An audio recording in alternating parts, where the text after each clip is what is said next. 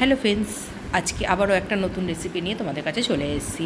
সেটা হচ্ছে ভেজিটেবল খিচুড়ি। ভেজিটেবল খিচুড়ি কিছুই না, সব সবজি দিয়ে যেরকম আমরা শীতকালে খিচুড়ি করি সেই একটা খিচুড়ি।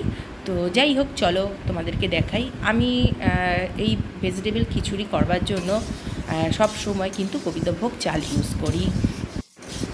আর যেহেতু এটা ভোগের জন্য করছি, তো একটু বেশি পরিমাণের করছি। এখানে আমরা 1 কেজি গোবিন্দভোগের চাল নিয়েছি আর 1 কেজি মুগ ডাল নিয়েছি। তো গোবিন্দভোগের চালটা তো দেখলেই প্রথমে আমি দেখালাম তোমাদেরকে, আর তার সাথে হচ্ছে মুগ ডাল। মুগ ডালটা কিন্তু আমি ভালো করে ভেজে নেব শুকনো কড়াইতে, ঠিক আছে। আর গ্যাসের ফ্লেমটা কিন্তু না লো না হাইতে রাখতে হবে, যাতে মুগ ডালটা না পুড়ে যায়।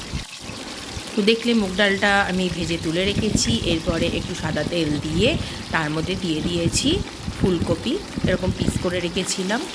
তারপরে দিয়ে দিলাম আলু, তারপর দিয়ে দেবো গাজর, মানে যা যা সবজি আমি মোটামুটি কেটে রেখেছি সব কিছু হলুদ আর নুন দিয়ে একটু ফ্রাই করে নেব।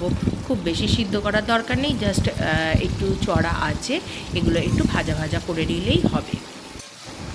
সব সবজিগুলো একটু ভালো করে নাড়াচাড়া করলাম, করে তার ওপরে দিয়ে দিলাম সিমটা খুব তাড়াতাড়ি গলে যায়, ওর জন্য একটু পরেই দিলাম। তো এটা দিয়েও একটুখানি জাস্ট ভালো করে আমি এখানে নাড়াচাড়া করব। আর ওই যে বললাম, জাস্ট হালকা করে ভাজা, আর কিচ্ছু না।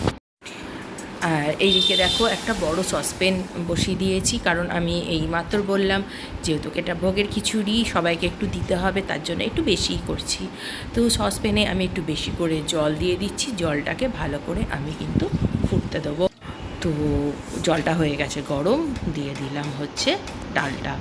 তো ডালটা আমি ভেজে একটুখানি ধুয়ে নিয়েছিলাম, কারণ আজকাল চালে আর ডালে এত নোংরা হয়েছে যে না ধুয়ে সত্যি ওটা খেতে ইচ্ছা করে না, ঠিক আছে। তো যাই হোক, সেটা ধুয়ে আমি দিয়ে দিয়েছি।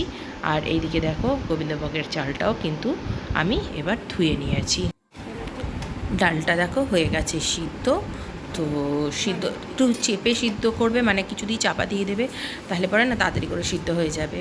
তো যাই হোক, ডালটা দেখো সিদ্ধ হয়ে গেছে, মানে অর্ধেক হয়েছে, পুরো নয়, মানে 50% মতো সিদ্ধ হয়েছে। তারপরে আমি দিয়ে দিলাম গোবিন্দভোগের চালটা। এবার চাল আর ডাল দুটোকে মিক্সড করে দিলাম, আর তার মধ্যে এবারে দিয়ে দেবো সবজি, যাতে সবগুলো একসাথে ভালোভাবে যেন সিদ্ধ হতে পারে।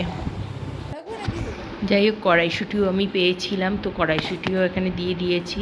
মানে সব কিছু সত্যিই খুব, মানে যেহেতু ভোগ ঠাকুর সত্যি এগুলো নিজেই জোগাড় করে দেয়। ভাবতে পারিনি এই সময় এতগুলো জিনিস আমি পাবো। তো যাই হোক, পেয়ে গেছিলাম।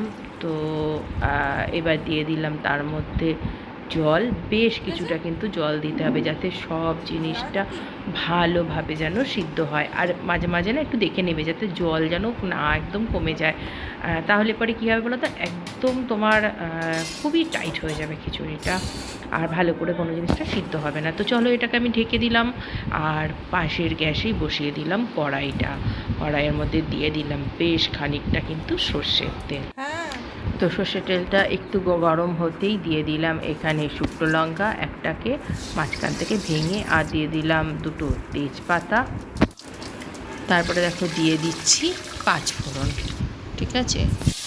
সব কিছুকে নাড়াচাড়া করে একটু দিয়ে দেবো হচ্ছে টমেটো। তো টমেটোগুলো জাস্ট এইভাবে ফেলে নিয়েছিলাম, এখানে 2খানা টমেটো আছে, তোমরা চাইলে একটু বেশিও দিতে পারো। আমার কাছে এই দুটোই অ্যাভেলেবেল ছিল, তাই দুটোই দিলাম। টমেটো দিয়েও একটু ভালো করে নাড়াচাড়া করলাম। তারপর এখানে দিয়ে দিলাম 2 চামচ কাঁচা লঙ্কা বাটা, আর তার সাথে দিয়ে দেবো এখানে 2 চামচের মতন তোমার ওই আদা বাটা। অ্যাকচুয়ালি 2 চামচ না, এটা 1.5 চামচ আছে এখানে। তো যাই হোক, সব কিছু দিয়ে দিলাম, দিয়ে আবারও একটুখানি নাড়াচাড়া করবো, যাতে এগুলোর থেকে কাঁচা একটা যে গন্ধ আছে সেটা যেন চলে যায়। কিছুক্ষণ নাড়ার পরে দেখো তেলটা বেরিয়ে এসছে। এইবারে দিয়ে দিলাম হলুদ, 1 চামচ এখানে দিয়েছি আমি। তারপরে দিয়ে দিচ্ছি জিরের গুঁড়ো। জিরের গুঁড়ো এখানে আমি প্রায় 2 চামচ দিয়েছি। তারপরে দিয়ে দিলাম নুনটা তোমরা তোমাদের টেস্ট অনুযায়ী দেবে অবশ্যই। আচ্ছা, এরপর একটু নাড়িয়ে দিলাম, ঠিক আছে। আবারও একটু নাড়াচাড়া করে এবার এর মধ্যে দিয়ে দেব নারকেলটা কিন্তু দিলে খুবই টেস্ট বেড়ে যায়। তোমরা যখনই নিরামিষ করবে তখন যদি পারো তো একটু নারকেল দেওয়ার চেষ্টা করবে।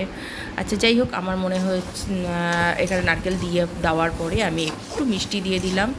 দেখো এবার একদম টেনে গেছে। এবারে এর মধ্যে একটু জল অ্যাড করব, দিয়ে আবার মশলাটাকে ভালো করে কিন্তু কষাবো।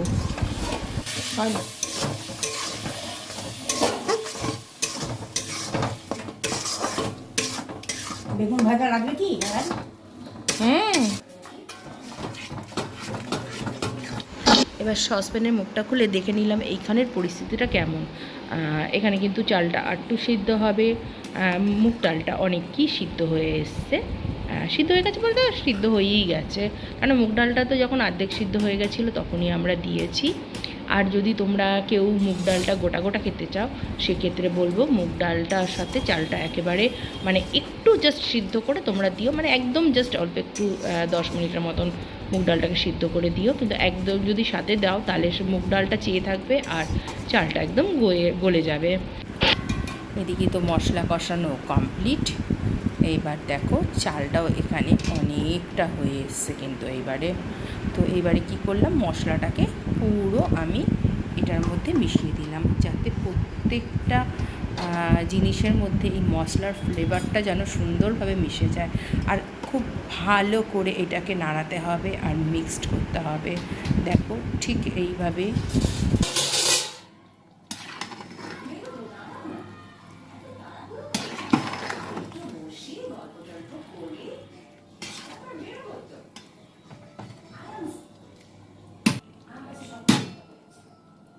এখানে আমাদের খিচুড়ি কমপ্লিট। এবার দিয়ে দিলাম হচ্ছে গরম মশলা, তার সাথে দিয়ে দিলাম একটু ঘি, যাতে ঘি আর গরম মশলাতে যেন আরও অদ্ভুত টেস্ট হয়। তো দিয়ে এটাকে ভালো করে একটু নেড়ে নিলাম। ব্যাস, আমার খিচুড়ি এখানে কমপ্লিট। তোমাদের আজকে রেসিপি কেমন লাগলো সবাই জানাবে। আবারও একটা নতুন রেসিপি নিয়ে তোমাদের কাছে খুব তাড়াতাড়ি আসবো। সবাই ভালো থাকো, সুস্থ থাকো।